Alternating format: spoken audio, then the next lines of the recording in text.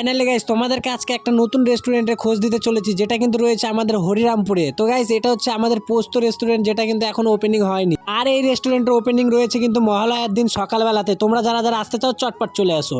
Guys রেস্টুরেন্টের ভিতরে ঢুকতে কিন্তু আমার চোখ দুটো কপালে, কেননা এত সুন্দর থিমের মধ্যে রেস্টুরেন্টটা তৈরি করা হচ্ছিল যে সত্যি অমায়িক ব্যাপার। যেহেতু এখনো রেস্টুরেন্টের কাজ চলছিল, বাট আমি কিন্তু এই অবস্থাতে ভিডিওটা বানিয়েছি, কেননা দেখতে খুব সুন্দর লাগছিল আর পুরোনো থিমগুলোকে এই রেস্টুরেন্টের মধ্যে কিন্তু তুলে ধরা হচ্ছে। পুরো রেস্টুরেন্টটাই কিন্তু তৈরি করা হয়েছিল মাটি আর বাঁশ দিয়ে, কেননা গাইস এখানে ছিল একটা মঞ্চ, আর এই মঞ্চে কিন্তু প্রত্যেকদিন সন্ধ্যাবেলা কোনো না কোনো অনুষ্ঠান হবে, যার কারণে কিন্তু এই মঞ্চটা তৈরি করা হয়েছিল। আর গাইস সব থেকে বড় ব্যাপার হচ্ছে এই রেস্টুরেন্টে অনেকে ভাবো যে হয়তো এইসব রেস্টুরেন্টে খাওয়া দাওয়ার প্রাইসগুলো বেশি হয়, বাট না গাইস, প্রাইসগুলো কিন্তু খুবই স্বল্প মাত্রার মধ্যে প্রাইসগুলো রয়েছে।